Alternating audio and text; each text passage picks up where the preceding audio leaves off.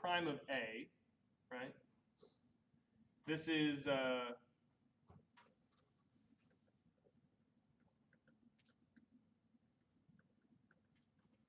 the instantaneous rate of change of f of x when x equals A, right? It also represents the slope of the tangent line.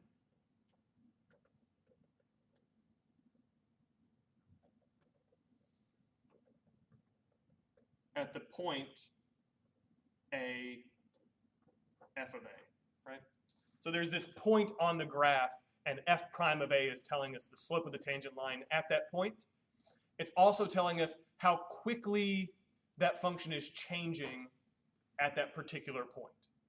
Okay? So A here is a specific value of x.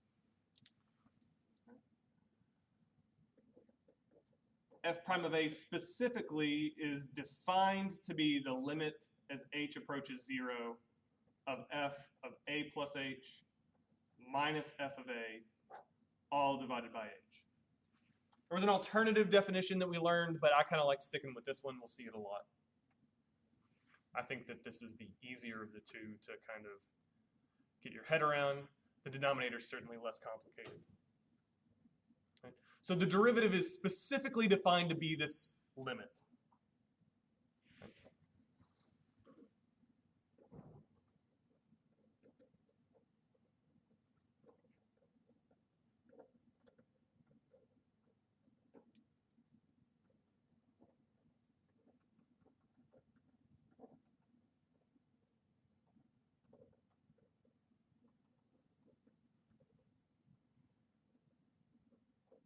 There's no prime here.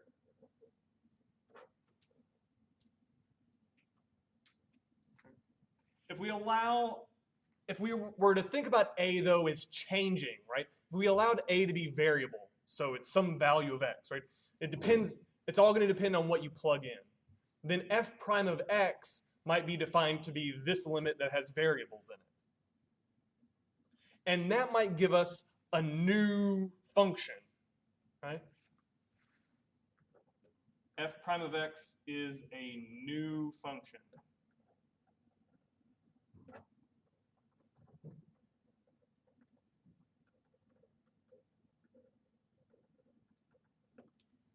It's going to have its own inputs and outputs. The inputs are going to be kind of the same inputs as the original function had, right? But the outputs are going to tell us something completely different, right? It's a new relationship that we are going to be interested in. Okay? So, for example,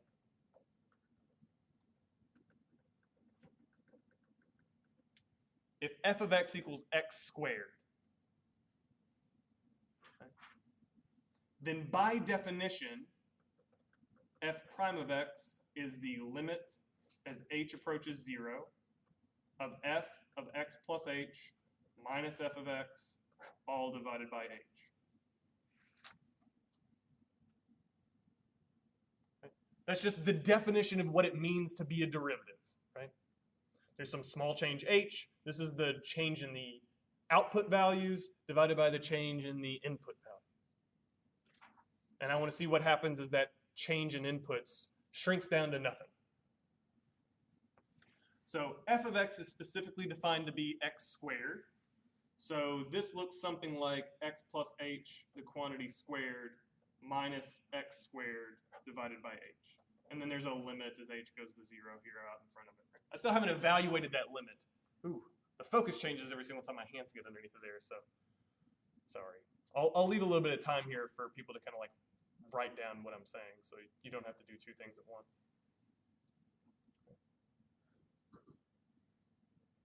So what happens if I plug x plus h in for that x? It's going to be x plus h squared instead of x squared. I still haven't evaluated the limit, so the limit is still there. There's an equals here.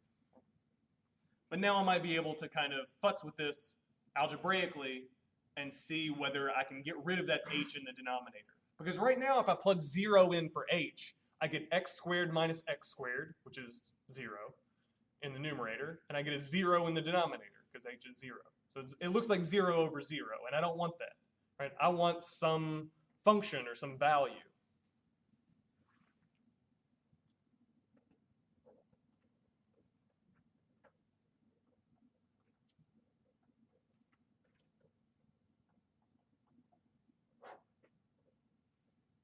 So I can square that expression, x plus h.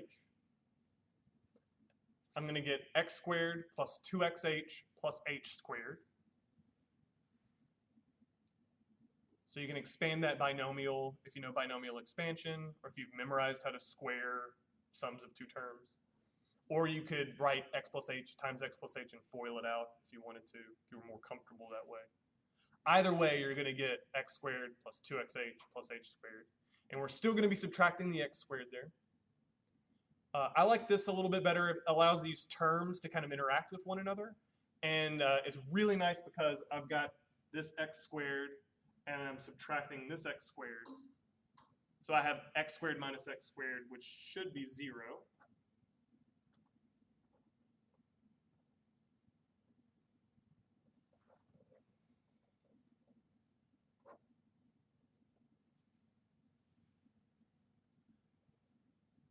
So it's just leaving that 2xh plus h squared. And I really like this because there's an h in everything. And the reason I'm having to do any algebra here, any arithmetic at all, is because there's that h in the denominator that I really desperately want to get rid of. And if there's an h in all of the terms in the numerator, then I can just factor that h out, and it'll cancel with the h in the denominator. So we can do that here.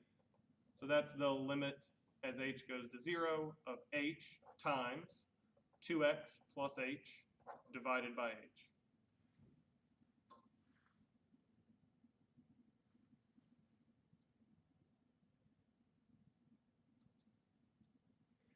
And now these h's cancel. H divided by h is 1, and 1 times 2x plus h is 2x plus h. And now I got rid of that pesky h in the denominator, so I wonder what would happen if I plugged 0 in for h now. Note, h is the only thing changing.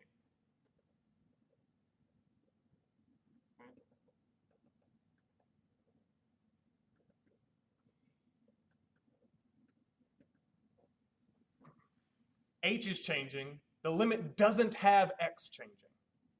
Right? So h is going to 0. X I'm just letting be x. Right? This limit only has h's going to nothing. X's are just x's. So it's going to look like 2x plus 0, which is 2x. So there's the derivative, right? For x squared. F prime of x is 2x.